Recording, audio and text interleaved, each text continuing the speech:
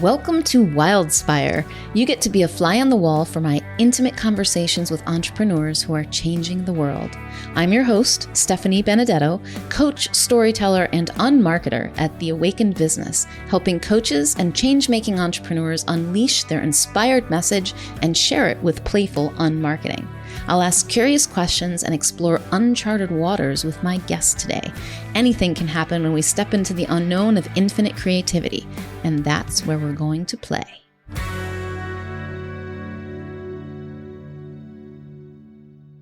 What can I tell you about my guest today? Well, since he happens to be my ex-husband, probably more than he would want you to know.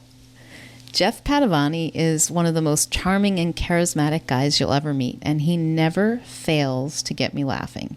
He's a brilliant songwriter, singer, and guitarist. Now, we don't get into that in today's conversation, but be sure to look him up on SoundCloud.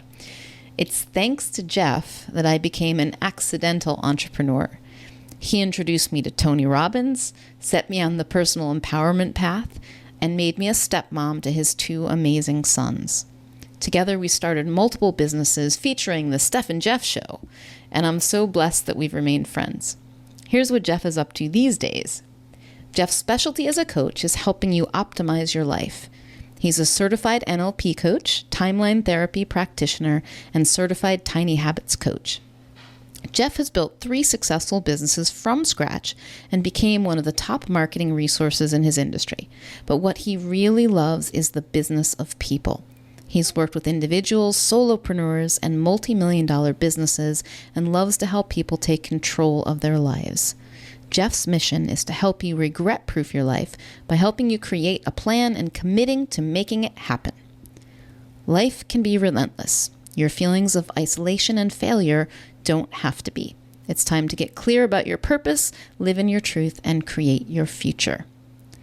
Join me for a playfully provocative conversation with Jeff Padovani. Hey, Jeff. Welcome to Wildspire. Hello, Stephanie. Happy to be here. You are on my turf now. Oh my God. Just kidding. So I feel compelled. What do you think? Shall we tell people a little bit about our connection and our relationship? You mean it isn't just a coincidence that our names might sound similar or anything like that? Yeah. I'm perfectly cool with that. Cool. So just to get you, just to give you a little bit of background, Jeff and I were married for 17, well, technically 19 years, but 17 of which we lived together and and lived for like 22 years, right? We did. Yes. Okay. Yes, we did. Up until the past couple of years. And as you can see, we're still on speaking terms. And in fact, he is one of my favorite humans, actually. And so are you. And I'm really blessed and grateful that we get to continue to be in each other's lives. And Jeff and I have had multiple businesses together. So we're no stranger to conversations around business and coaching and psychology. Jeff, I think, he both got me into entrepreneurship and introduced me to neuro-linguistic programming way back in the day. And you introduced me to actually getting things done. Yes, I think that was part of it, right? Mm-hmm. So I'm happy to have you here to explore what you're up to these days. So, like, what is most inspiring for you recently? You know, I think, years we spent coaching businesses and coaching people in business. And there was always, I love business, absolutely. And I love seeing businesses grow. But there was always a bit of a frustration in it because unless someone really changes their thinking a little bit, they're going to pretty much keep on the same path they're on. You know, we experienced this. We would give them a bunch of tips on how they could up their game. And there'd be part of you that would know that they're not going to do any of this. They just weren't buying into it completely, or they hadn't really changed to make a shift. Their mindset wasn't maybe open to it. So it was nice to kind of move on from that to coaching people and really helping them optimize themselves. I really, as you know, I've been really into habit change, which is red hot out there right now. It's obviously a very hot topic for a reason, because we do walk around in a trance all day. So why don't we make that trance work for us? So When you say optimize yourself, what does that mean? Like, why do I need to optimize myself? Well, think about it this way. We update our tech all the time, right? Our phone tells us to update it, our computer, but we don't really think about updating our beliefs. And, our beliefs are really controlling our lives. So would you like to be a little happier? Would you like to be maybe a little healthier?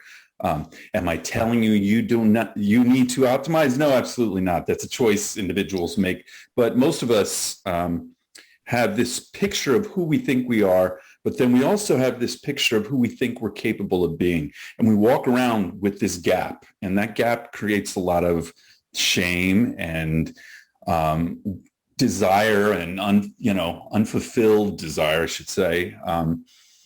So closing that gap just even a little bit can really make your life enhanced. You can feel enhanced. You can be happier. You can be healthier.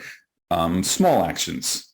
So when I talk about optimizations, I'm talking not about, go big or go home. Not that I have any problem with that. It's really about little small measurements of movement that can have a dramatic impact. That little ripple in the pond that has giant impact. Okay, cool. So I'm on board with that. I just felt a little compelled to be devil's advocate-y in there for a bit. No less. So go ahead. I don't always do that, but sometimes it rears its head.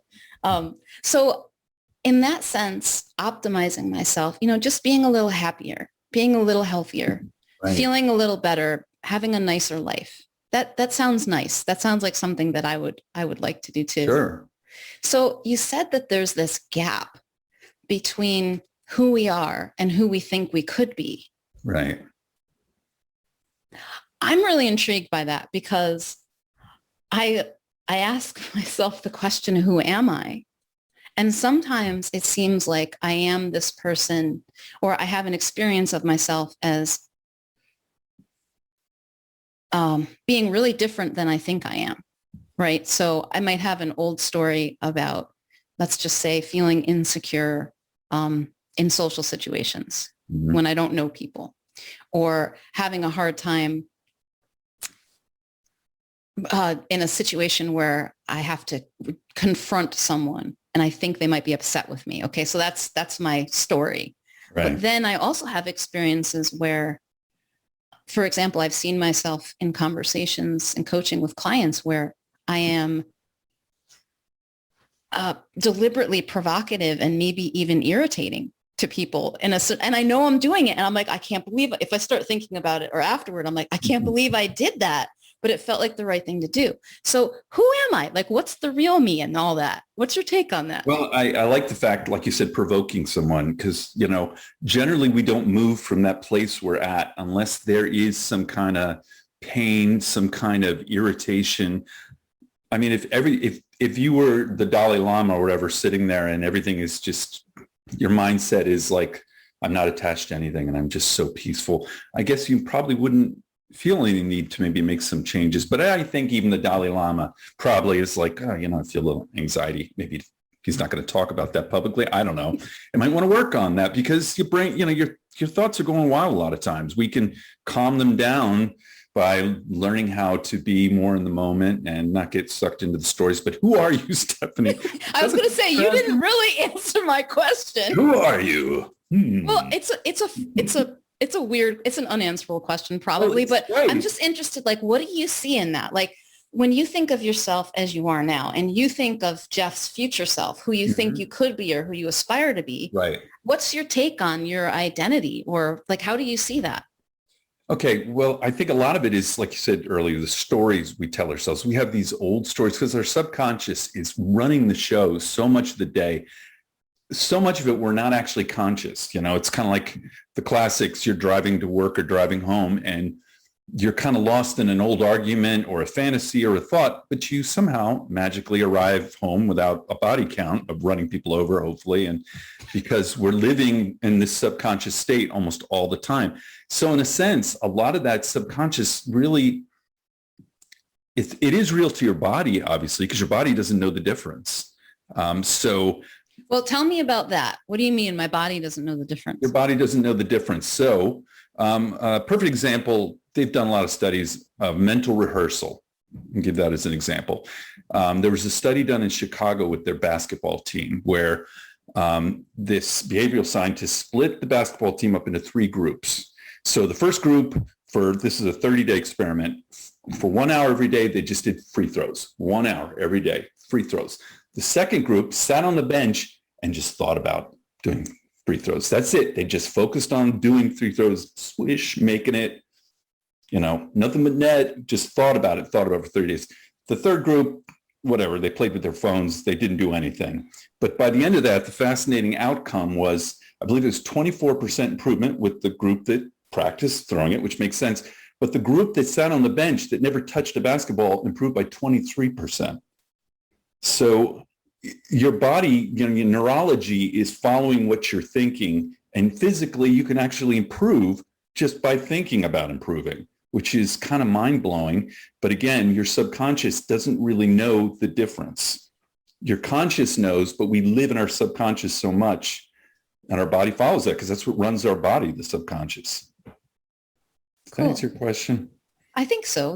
I interjected my other question and I interrupted it with this question.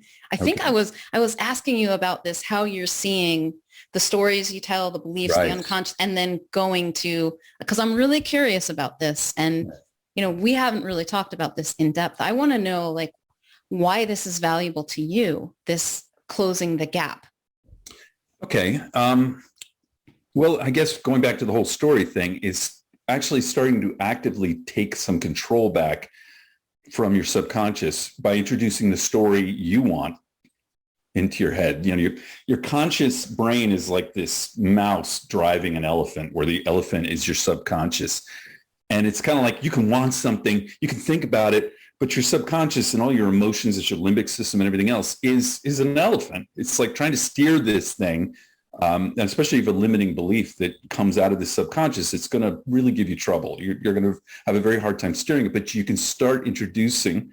That's why I journal. That's my main keystone habit in my life, because it's feeding me the story that I want in my head, projecting the future and making a difference in that area and closing that gap. Back to what you were saying about closing the gap. For instance, I want to be even a more loving person.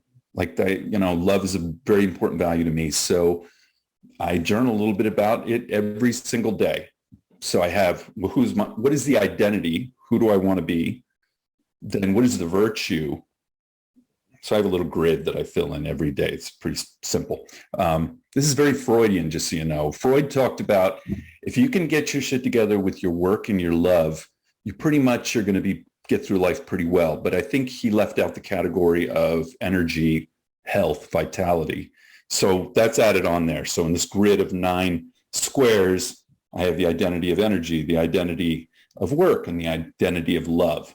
So who's my identity in that? What is the virtue? And then what is the action at the bottom there? So I took up this is kind of an old school one, but I took up the 10,000 steps a day thing for my energy, right? So I walk around with this thing in my pocket.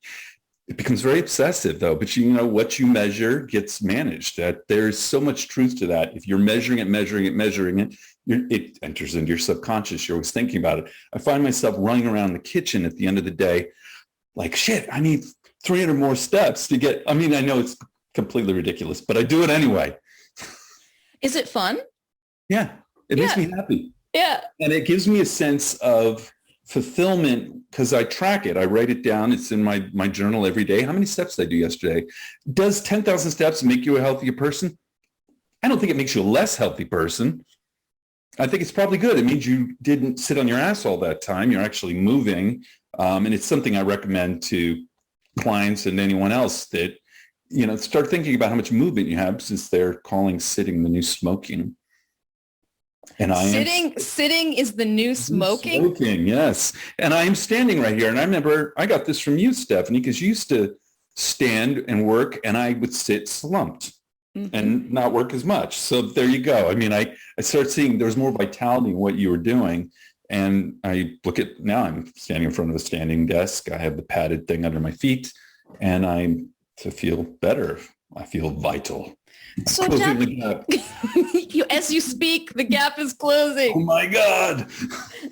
I I feel compelled to ask you something. Sure.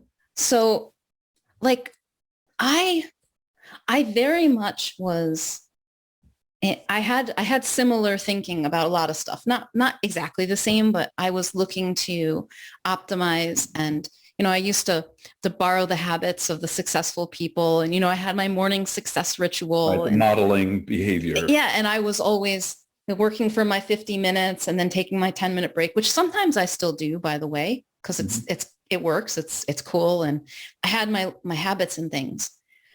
And I find myself less and less interested in in trying to be something in the future. Like I've never actually been a huge future planner, but I think I thought I was supposed to be at some point. Mhm. And I feel less interested in trying to be something that I'm not. I'm much more curious about seeing what I'm being today. Like, oh, who's Stephanie going to show up as today? That's an awesome habit that you've developed, and it's really working for you. And it's you're in the moment big time. Like, what's surprising things going to happen in the Well, moment? that's what I was going to ask you. Like, what's your take on me and the change? And I really want to know, like, and the changes that you've seen in me as I've possibly gone even further into the woo than I was before. Or it's a different type of woo, but you have too. I So, have. Yeah. like, I see you as you could be a little bit more anal retentive in the past. Like you were very fixated on your routine. Like, oh my God, yes, so fixated, obsessed, obsessed. And addicted. I think that gave you some stress because if your routine got tipped over, naturally you're going to feel some stress. So I think that's been a really healthy thing that I'm sure you still have routines. We all do. But how do they fit into your life? And what are the thoughts? What are the feelings and thoughts attached to those routines? Letting go the ones that aren't working for you, or beating yourself up if you didn't follow your routine, or thinking less of yourself if you don't follow your routine. Negative, it's funny. I was a mutual friend of ours talked about, I used to think that I was completely motivated by the stick, the carrot or the stick. Which one is it? Are you, the carrot, the goal, or, I'm going to get my ass kicked if I don't get going, and I always thought it was the stick, but he made such a good point about the fact that the farther away you get from the stick, if you think that's your motivator, the motivation dies because you're farther and farther away. So then you will create chaos in your life to recreate the stick. So you keep coming back to this stress reaction where I'm not really interested in playing that game anymore. Yeah. So have you changed for yourself? Like, has your motivation shifted? Yes. Yeah, definitely. I definitely am lower stress, big time. But I can't really nail that down. What exactly made the difference? I'm a regular meditator, so I'm thinking that had to do, if you read all the benefits of meditation, supposedly a thought comes up and you can let it go, and it doesn't have to attach to an emotion, because that's where the suffering, the attachment, right, happens. And I used to catch myself having these conversations that weren't real in my head, and I was having an emotional reaction because the body does not know the difference. It thinks you're in an argument, watching cable TV, watching the news. And I used to watch the news a lot. When I cut cable a while back, a couple of years, oh my God, it was a real serious improvement in my life because of that conversation that was being fed. And I think I completely just jumped off what you asked, but You okay. did, but that is the nature of life. It's constantly taking us off track. And, it is, absolutely. And that used to be your job. It still is your job, isn't it? Yes, Tangent man. And I'm like, no, come back. This is what we're talking about now. Tangents. Delicious. They sound like citrus fruits to me. Tangents. Would you like to buy a box of tangents? Cool. So tell me about journaling, because this is, I know you've had habits of on and off journaling throughout the time that I've known you. Right. What are you doing these days with it, and why is it so important to you? I've really gotten into this future journaling habit, which if you Google future journaling, there's just tons of information on it. There's a lot of research put into it because I like doing this because it keeps me in a happier, more positive excitement for the future. That's one thing I really like about future journaling. It's a hope generator. And don't underestimate the power of hope and the happy chemicals that are associated. Plus, again, when you future journal and you do it on a regular basis, again, your brain, you're writing like it's already happened. These things, who you want to be, the traits you want about yourself, your health, what have you. So your brain is sort of following you like, oh, okay, we are this. So your neurology will start to follow, and you're creating those new connections in your brain. The plasticity of the brain. They used to think that children had plasticity, but adults did not. Like we were fixed after we grew up. And now they know that's not true. You can grow new connections at any time. So I really enjoy the future journaling because I feel like I'm feeding my brain all this positive, because obviously I'm not planning a horrendous future, so planning a great future, not a delusional one. And I think that's could be a bit of a trap for some people. Not like, for instance, like someone saying, well, I'm going to be an Olympic athlete and they're 60 years old and they've been sitting on the couch for 60 years. You're probably being a little bit delusional at this point because I don't think that's going to work in this physical reality. So you might, you want to lean more towards possibilities. Plus, is that really what you want, or is it just like a cool, fanciful thought? I think emotionally speaking, it's not things we want. We want a state. I want a happy future. I want to feel satisfied. I want to be loved. I want to be healthy. I want to have less worry. There's always going to be a little bit, of course. I want a regret-proof life. Yeah, I wanted to ask you about regret. Yes. So what causes regret and how do you prevent it? Okay, you don't want to actually have all regret removed from your life. I need to specify what I'm talking about. There are two types of regret. There's the regret that you just touched the hot stove. And there's a great lesson in that regret. Like, I burned my hand, pain, pain, pain. Boy, I really regret seeing what that glowing red metal felt like. So the lesson is learned. Or I said this thing that, I regret saying that. Oh man, that was dumb. That was insulting. I feel bad. You won't say that again. So that's a useful regret. The regret I'm talking about is what you hear about in nursing homes. You hear it from hospital staffs. You hear about people who are, aging and dying. What are the regrets that give them nightmares and plague them? Is the regret of what if, or I wish I had, or I didn't love enough, or I didn't show my children I loved them, or what if I hadn't been afraid to try more? I played it safe because I was so afraid. Those are the regrets I'm talking about. By optimizing yourself for what you want, by making little steps in that direction, you can definitely reduce that. That's why I talk about the habit of love, being better at love, loving yourself better, loving others better. This virtue, it sounds kind of la happy, but it's super important because, there's no trailer hitch on the hearse. In the end, it's just you going out naked like you came in. So what's really important? So by doing things to kind of put ourselves on the path towards happiness or more love or whatever it is that we'd like to create in our life, we have movement towards it. So it's not like, I never tried. I never did anything. You were moving towards it, whether or not you consider yourself to have achieved it or not. Is that, so that would reduce or eliminate regret as you see it? Yeah, absolutely. Well, think about like the whole concept of manifesting. Both of us had a reaction to The Secret when we first saw it. I remember going to that party and almost felt like a cult indoctrination when we went to it. And we were in a small group of people like, there were some things about it that just like my bullshit meter went up a little bit. Now, I will say I absolutely believe in manifesting. Just there's more to it than I want the red bike, I want the red bike. There's the red bike, and I'm not saying that never works out that way, but generally it doesn't. It's like we know that now. The secret to the secret is you have to be the person that gets the red bike. So what did the person do? Well, he probably saved money, or probably he made it a point to get this item by moving closer and closer. He didn't just sit in bed and go, I want it, I want it, I want it. I wish it was that easy, but it's not. What was the question again? I've completely forgotten. So we're just going to move on to the next thing that comes into my mind. It's the way you spin words, Jeffrey. It's hypnotizing. It's mesmerizing. That's right. Send me your money now. So this future journaling practice, what is it exactly? You said you do it every day and you write as if it's Tell me about that. I want to know what it is.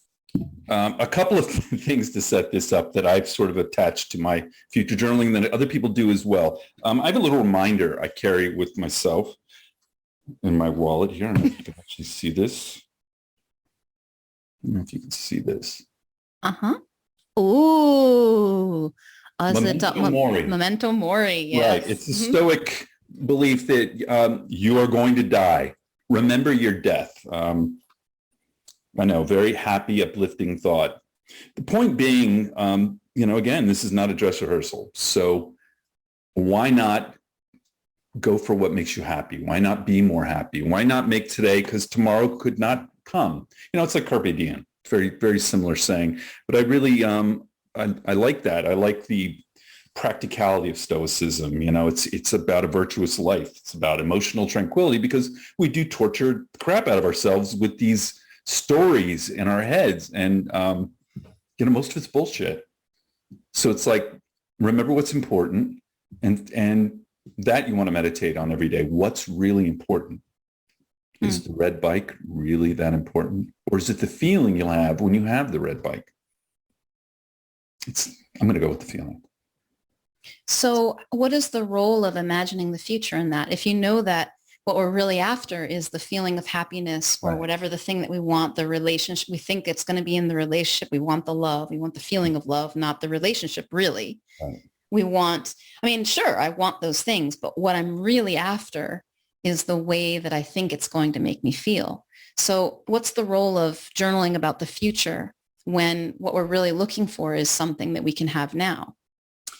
Good question. There are some aspects of this as well, like your health, for instance. This is a physical thing. By journaling about being, having vitality and great health, it's going to feed your subconscious because the things that contradict that, if you're feeding yourself that message every day, things that contradict that are going to start melting away a little bit. In fact, the best way to end bad habits is to overwhelm them with good habits, essentially. Because, for instance, you start getting really healthy, the habit of smoking is going to become less and less appealing because of the conflict, the internal conflict you're experiencing by getting healthy in all these other areas. It's going to make it easier because your identity's changing. And that's really, that's the heart of any habit, is an identity change. That's really the target.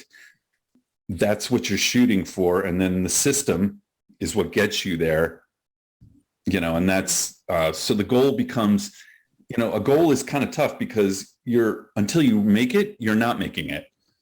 You know what I'm saying? You're not making it. You're only there when you're there, but the system is what's going to get you there. And by getting closer and closer, you have little wins, you have micro wins all the time as you get closer, as opposed to, betting all on this goal. That's when the win happens. And I'm a loser till I get to that goal. It's like, no, it's you're winning all along the way when you kind of switch the focus up. I heard something in what you said, Jeff, that's really interesting to me about how if I want to quit smoking and I don't quit smoking, like I don't even think about the smoking, but I start adding in healthy habits, there's like a cognitive dissonance that's happening now, right? How I am this person, but I smoke here, right? So, and it creates there's a shift in perception about who I am. So what I'm seeing, what I saw in what you said, that's interesting. I saw in what you heard, in what I heard, is that it's like kind of a way to show us that we're not who we think we are. Yeah. We aren't who we think we are. And I like to go to a place of, I'm not this future person. I'm not this person I think I am today. I'm something else entirely. I have these constantly changing experiences. Right. And I have my stories about who Stephanie is. Okay. But those change too. And just knowing that we have stories we're telling that we can change at any moment, that none of them are true, actually. None of them are what I really am. It just frees me up to say, oh, I'm telling a story that doesn't work for me. I could tell one that does. I could tell a new one. What story would I like to be telling about myself? Right. And absolutely. And as you do this on a regular basis, this isn't a fixed outcome by any stretch of the imagination. It changes because as you change your thinking, obviously your thinking is changing, your experience is changing. So it all can shift somewhat. It's a matter of, what they say with planes are on autopilot, they're constantly adjusting. We want to head to happiness, right? If that's a pretty nebulous, gigantic just feeling. How you get there, there's a lot of roads that are going to get you there. And as you explore that and focus on having a happier life, for instance, you could break that down into little ways that will make you a little bit happier, but that's the ultimate goals you set might shift a little bit along the way. They definitely will. So here's a question that comes up. And, I have my own way of thinking about this, but I'm really interested to know how you do. So sometimes we have a goal. Let's just say, I want a puppy, right? Like a puppy is going to make me happy, having a puppy. Right. And I recognize there are going to be challenges with a puppy, but okay, I want a puppy. I've dreamed about this puppy for years. It's a beautiful little puppy. I get the puppy and yeah, I feel happy, but then all of a sudden I don't, because this puppy is harder than I thought and I'm not so good at training it. And I have to get up in the middle of the night and take it out and whatever. So it's like the happiness that I thought I was going to get isn't in the puppy once I get it. Right. And then I'm disappointed because it's not the puppy. And so like if I'm constantly creating a future, I'm making up a future that I think is going to make myself feel happy and pursuing a goal because I think that's going to make me feel happy. It's not where my happiness lies. So like how do you in your head? Yes. So how do you see that? Like, where does our happiness come from? Well, I think that, we've all connected to external validation in so many areas. We look for and it's true, like it can trigger an emotion. External things trigger emotions, no question. But, I know. No, wait, right there. Do the external things trigger the emotion, or do I see this water bottle or puppy or sexy person or whatever, have a thought about it, and then feel an emotion based on what I'm thinking? Yes, and yes, and yes. It's all of the above. It's like we can be triggered from external. We can equally be triggered by our own neurology. Well, I'm saying because like on a shitty day, I look at this water bottle and I think it needs to be washed. It's so cheap. I really wish I had a better water bottle. Mm-hmm. So I could say that the water bottle triggered that shitty feeling. But on another day, I can look at this water bottle and go, oh my God, what a miracle. This holds water and it, like, somebody made this, and isn't it really cool? So did the water bottle trigger that thought? Did that feeling that I had of like, this is a miracle? This brings up a really good point, actually. Thank you very much. Because in future journaling, the first thing you do to really, if you want to do it to great effect, is you do a little gratitude exercise first, because it's about being in state, right? I mean, this is how we experience joy. We're in a joyful state. We're in a happy state. Gratitude, I'd be the first to admit, when I first heard about gratitude practices, I was like, this sounds so mamby-pamby. And just like, I just wasn't buying it. Probably because part of me was a miserable son of a bitch on some level. I don't know. It's like just part of you? No, just kidding. I definitely have shifted over the years. I'm much more optimistic, positive, but I actually started practicing it a couple of years ago, and it's game changing. And also I've seen in multiple psychologists' view on future journaling and such, they talk about the importance of this because it creates the state. And when that positive dopamine serotonin rush you get from thinking about things you're really grateful for. So I do it in the morning, I do it at night. And it is powerful. I get a chill when I do it every time, because I know I'm hooking into that state. And then when you introduce a concept or something you want in the future, your brain, it's almost like it's fertilizer for your neurons when you have, it is serotonin and dopamine flowing. So that's why you do that first. And it's really easy doing your journal. I mean, I just jot it down. I'm so grateful for this. I'm so grateful for my home. I'm so grateful that I get to play guitar every day. Like, these are the things that give me so much joy and happiness. And I'm grateful for my health. I have great health, or the love that's in my life. And then I talk about things I want to do in the future. And combining these, it's kind of a neurological hack when you put them together and you do it on a regular basis. And it goes back to what we were talking about in the beginning. Your subconscious is driving all the time. But by feeding it these positive things, you start introducing your own spin, your own narrative into the narrative that's been planted since you were a kid, which a lot of times, unfortunately, is I'm not good enough. I don't deserve this,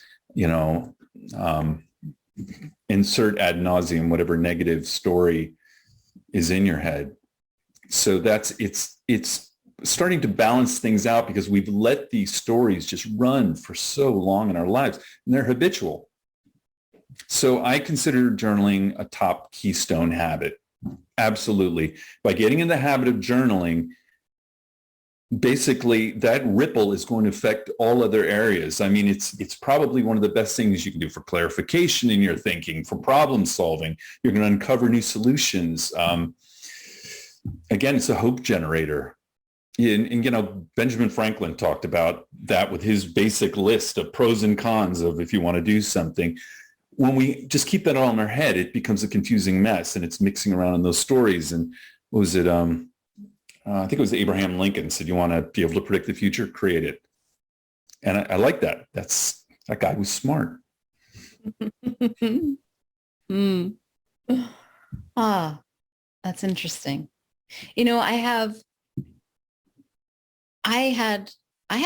I just realized as you were saying it that I used to have a regular gratitude practice up until maybe even a year and a half ago. And I didn't even realize I stopped doing it.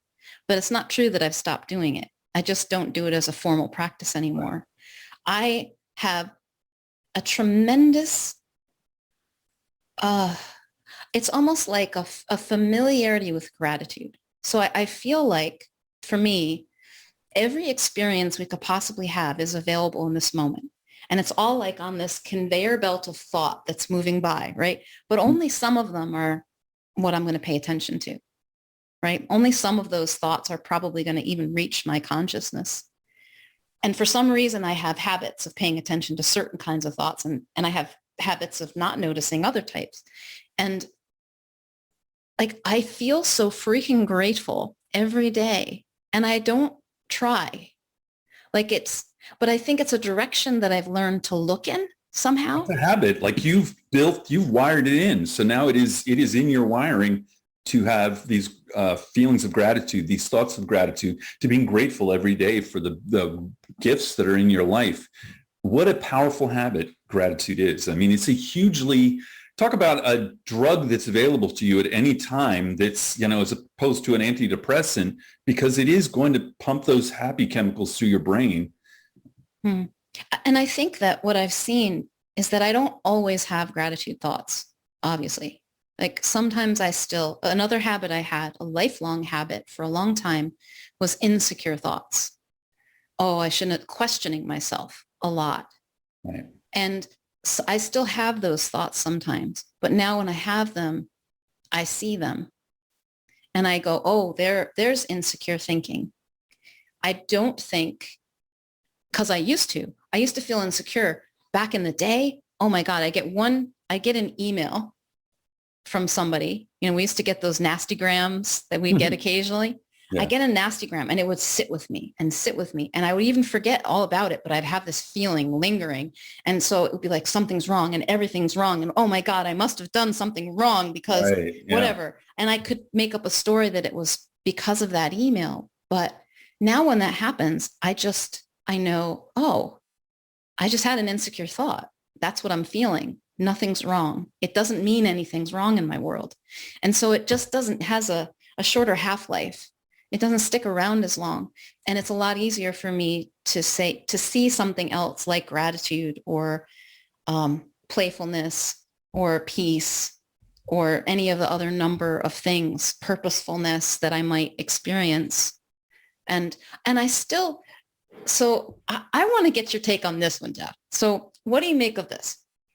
some months ago, I was kind of like rolling my eyes because I'm like, oh, I don't want to do these gimmicky routines anymore. I'm so done with it, right? Like, but I still do them when it occurs to me to do them because it's fun and I want to see what happens. And sometimes they're really helpful. And if something in me says, go do this thing, I'll do it. Anyway, so I kind of was like, grumpy, bad attitude about this, but someone had suggested kind of what you're talking about, a future journaling. So to write a letter from my future self to myself, from myself in 90 days, telling Stephanie about all the great things that have happened and be as big and wild and cover all the main areas of my life. Like, this is what's happening with your relationships. This is what happened with your business, right? So I did that. And then you hide the letter and you make a note to yourself, reminder to go and read it in 90 days, right? So I did this and I got the letter and I read it and there were income goals in there, right? And after 90 days, I'm reading it and like, I didn't hit my income goals. And I felt like actually a little bit disappointed. I was like, oh, okay, well, whatever. And I put it aside. Within a couple of weeks, I came within a hair's breadth of making that income goal. Now, I decided I'm going to keep doing this because it's kind of fun. Actually, I really liked what I saw in my letter. So I did this a couple more times. So I'm writing a letter to I'm writing as my future self about what's happened in your life and catching me up on all that stuff, which I won't read until 90 days. And what I saw was that the specific things I talked about, a lot of them didn't happen, but the feelings and the direction was happening. So like I came really close to my income goal in that first one, but the second one and the third one, I didn't. And in fact, I wasn't even close. So like, what's your take on that? So I'm still finding it useful because I love getting a love letter for myself because I write myself this love letter. And for that alone, I will do it just because it's like, oh, Stephanie loves me. How nice. But yeah, what's your take on what's happening? What's going on there? I mean, that is definitely a version of future journaling in a sense, because your future self is like your North Star. Because this person loves us and cares about us, and we are the child of it in a sense. And it's a way of looking, what would your future tell you to do? Your future self would probably say, why are you sweating this thing? Why are you wasting time being stressed about this? Again, with even the negative habits, your future self would say, is smoking really going along with our healthy version of ourselves? So you are taking on a version of that and experiencing it. This isn't magic. I mean, it can seem like magic. The red bike doesn't just appear.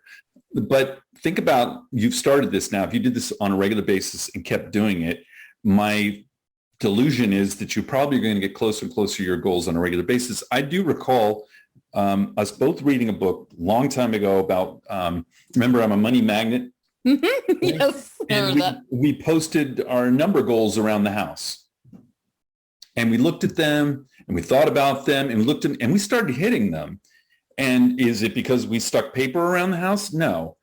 Basically, though, they were North Stars. They were guiding points that were going into our story, and we were headed in that direction. The compass of that, as opposed to, again, this is someone who loves you. It's you. It's your future you writing a letter to yourself, and it wants you to be in less pain and wants you to get there. And it is a helpful voice. I'm trying to think of the name of the book. I read a while back, but the writer talked about, imagine if you could imagine all the time that there's a film crew following you. Now think about how your life would change. Like, there's a film crew right behind me right now. Like, okay, I'm probably going to, just like when you first start dating someone, you are selling the best version of yourself. You absolutely are. I'm not saying it's not you, but it's the best version cranked up. We don't generally go full, every fault, like right out there on the line. We're showing our best self. In fact, I think that's what they're saying now. I totally think this is smart. If you're going to get married, be with someone for 5 years before you marry them, because you really will get to see, as people get more comfortable, it's going to show all the elements of them, right? That makes sense. And it's still no guarantee, obviously, at that point. But again, completely off the path now. Squirrel. You were telling me about the power of creating this habit over time. And we were talking about how we used to post our money goals on, Yes. I make this much a month, I make that much. And we kept upping them as we would hit them around the Right. house. Yeah. Yeah, and like you said in the very beginning of this, I started the habit of journaling out of necessity. Really, if you remember, like we were both working at IBM. Necessity slash desperation. Right. Absolutely. Because I had never journaled before in my life. So here I am, 32 years old in a spacesuit at IBM, not knowing anyone, and going through some really traumatic, stressful times in my personal life, broke as shit, two young kids, and I'm living with my mom. And I was like, phew, okay. Yeah. Anyway, I was like, this cannot stand. I need to improve my life. My kids need a safe place to live. I can't live with my mother. That's just not working for me. But that's where journaling came, because remember, we didn't really have access to anything in those days at IBM. There was you couldn't go on the internet and look at videos or anything like that. So I started making some pretty big goals at that time and visiting them every single day for 6 months. And I remember the big goal was, and at the time I had no money. I was in debt, lived with my mother. I was making $9.20 an hour. And I remember the goal was, I'm going to own my own home in 6 months. And I closed on that house 5 months, 27 days later. And I look back on that, and that's what hooked me into journaling and then future journaling, because I remember writing about how I'd feel and how proud I would be. And then I remember sitting in my house the first night when I closed, and I just felt amazing. I felt so good about myself. Like, I did this, I made this happen. What else is possible now? Mm. So that really hooked me into doing this, because, when we're living in our heads like we are all the time, you need to get it out of your head and be able to look at something external so you can reflect on it the next day and say, what is the next step? Not the staircase. What's just a small thing I can do that's going to get me closer to my happiness, my better health, my better income, love. I remember spending a lot of time thinking about love and wanting to meet someone who would love me and respect me, who I loved. And I remember meditating on that. Remember that love yourself like your life depends on it. Mm-hmm. Yeah. I mean, that's, that little book, that was such a quick read and it sounded so goofy, but it had power in it because it kept bringing you back to that North Star, that I love myself, that I respect myself. And, self-care, as we know, has become a really known thing in the last 10, 20 years, but it's super important that we take care of ourselves, because we got to love ourselves more than anyone else. Mm. What I'm taking from this is that this, like, future journaling or some of these gratitude practices and things we're talking about are just they're really beautiful ways to see a new possibility when maybe we've been in a habit of something that hasn't been working for us. And it doesn't really matter how you recognize that. Right. There are lots of different ways to recognize it, but I see it as, I can hear your excitement when you talk about it, and knowing that you've had challenges with feeling overwhelmed in the past by, overwhelmed with your own thinking and attention differences. Deficits. We're not going to say no. I do not see it as a deficit. It is a difference. It is. It's got its own superpower in its own way. Totally. Yeah. I came to rely on you for that you would notice everything that was going on all at once. And maybe it would distract you sometimes. Yeah. But there was so much information that you were able to see that I would miss. So I didn't have to think about it. But this idea, I can totally understand how, the idea of breaking things down into these tiny habits, or, just setting yourself up in the direction of what you want. There is absolutely a power in focused intention over time.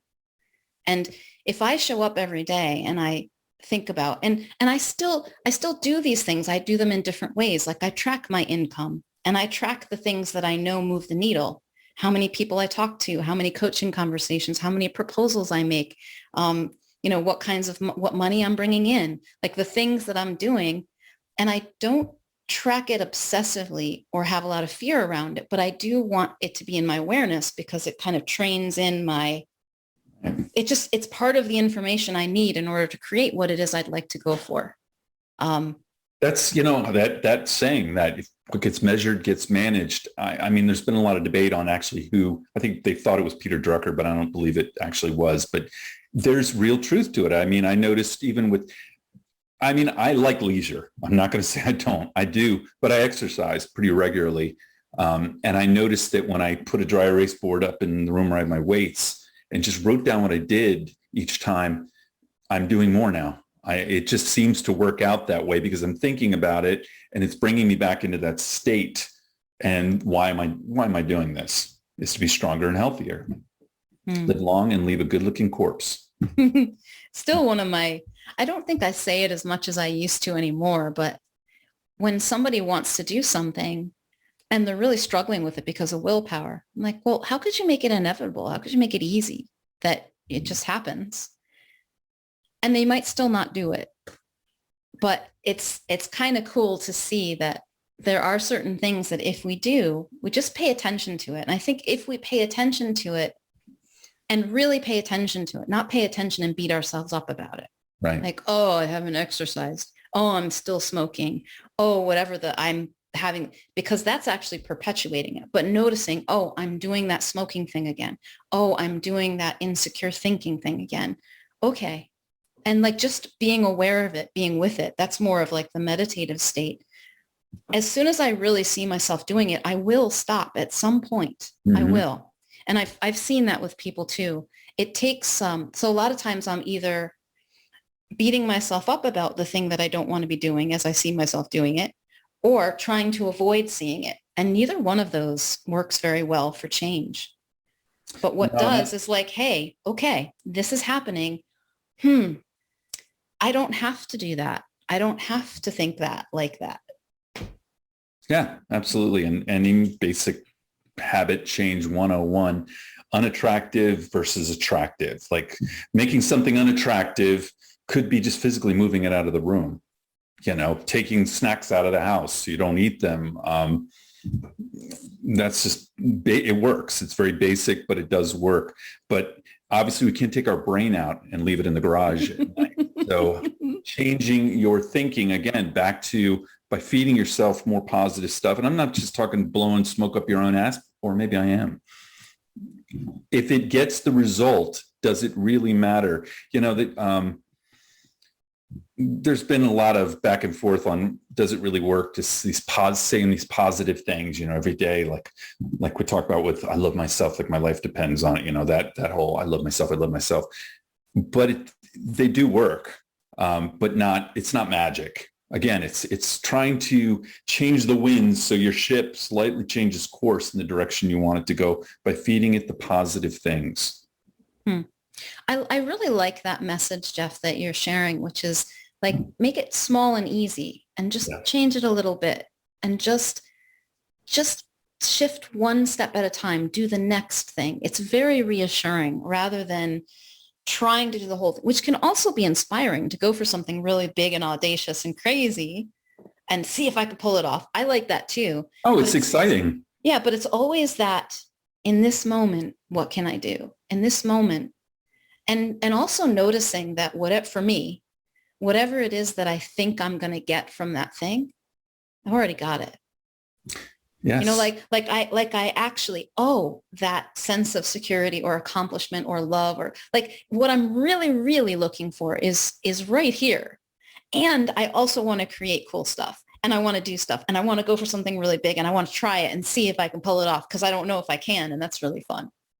And that's the wild thing. And it's kind of our brain, it's a feedback loop, right? It's a constant feedback loop. But if you can get the feeling first, your odds of being able to physically bring this into reality increase dramatically, as opposed to, I'm just going to grit it out and do it. But if you can somehow get yourself more in that state, that's manifesting when you can make that happen by focusing on that feeling of what that's going to be like. This is going to be, thinking about a home where my kids have a backyard to play in it. What is that going to feel like? And it's like, so that became the guiding North Star to make this happen. And all the pieces that fell in line along the way that really the odds were very against happened.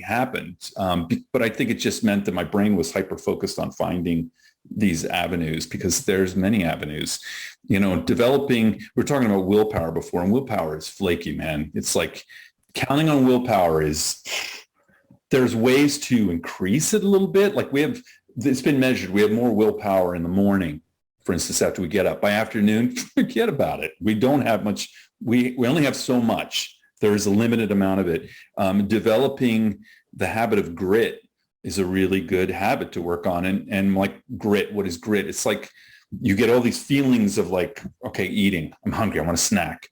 Realizing that you are in control of that. Like, I'm a big fan of fasting. Intermittent fasting is a big part of my life. Fasting has dramatically... Wait, I have to interrupt you just for a second, Jeff, because back when, when we were married, that would have been the last thing that you would do. Absolutely. Anything that caused you discomfort, you were like, I'm not interested. Right. Even if it's like a chiropractic visit afterward, I feel grumpy. I don't want to do it. Fasting, Are you kidding? I don't want to be hungry. That sucks. I won't do it. Okay. So that was where you were. Absolutely. So now talk about fasting. All right. So again, like, pain is the greatest teacher, right? I mean, it really can motivate you. I was super ill like 5 or 6 years ago, couldn't figure out how to treat it. Doctors were really not giving, no, we'll just take your gallbladder out.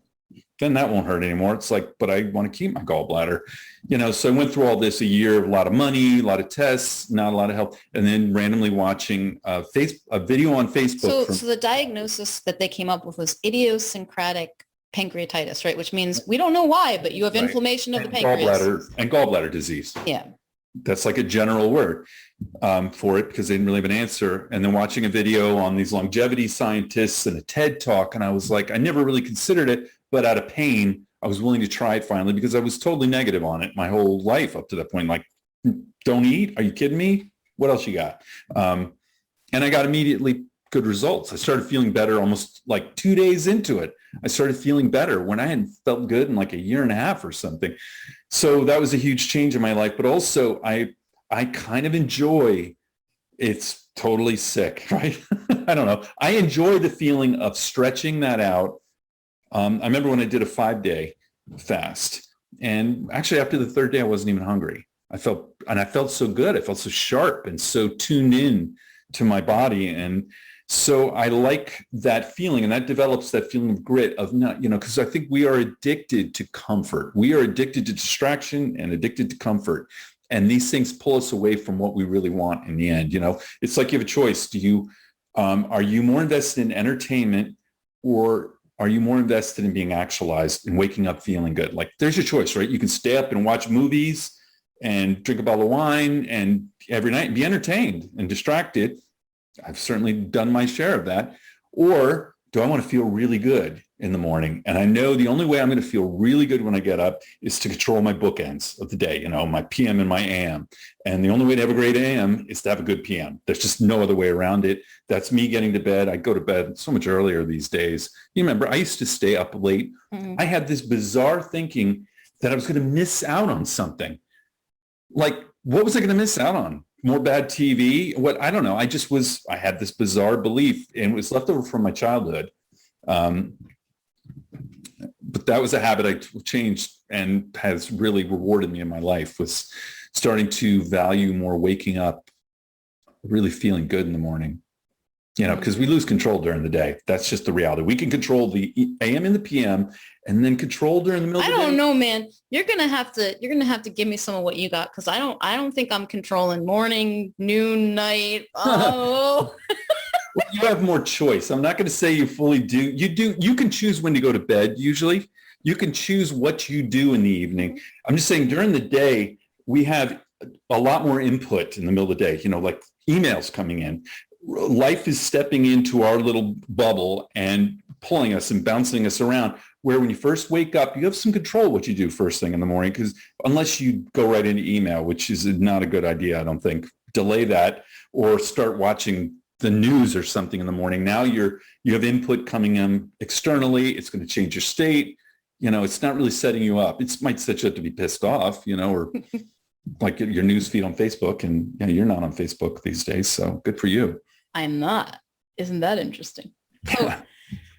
So as we kind of start to draw our time together now, for now, to a close. If you think about, can you think about the person or the people who you'd really like to help with what you're doing right now, help them optimize and regret-proof their life? Can you think of that as a specific or just who they are? Absolutely, because I think most people have this picture in their head of who they think they are, and they think about who they know they're capable of being, but for some reason, they're not able to close that gap at all. Yeah. So I can help them with. Yeah. What do you want to tell them? Like, what's the message they most need to hear? The message is to not beat yourself up. You're like everyone else. We all walk around with this. And it doesn't have to stay that way. With just some really small adjustments and actions, you can start closing that gap a little bit. And my God, your life will change immediately. Like we talked about, when your thoughts start changing and you start feeling good about the things you're doing, it opens up channels to different things you didn't even know were possible. Cool. And I just want to say, that's why I named my business Monday Changes Everything, because, we have such a shitty thought about Monday in this country. Like Monday, most heart attacks take place Sunday night because people are obsessing about Monday. And so I want to take back Monday. It's a Monday revolution. That's right. Ladies and gentlemen. I love on Monday. I'm going to love all over it. So where can people find and connect with you? They can find me on mondaychangeseverything.com. Cool. Click on it. Make an appointment with me. We can talk about this. Cool. You want to. You're so persuasive. How could they resist? Awesome. Well, thank you so much, Jeff. This has been great fun. Thanks for having me, Steph. Thanks so much for joining me for today's Wildspire conversation. If you'd like to receive a weekly Wildspire email from me filled with inspiring stories, unmarketing experiments, tips for playing your way to impact and income without the hustle and hype, insights from my spiritual business journey, and more, go to theawakenedbusiness.com/Wildspire. Until next time, may you know yourself as the gorgeous wild creation you are.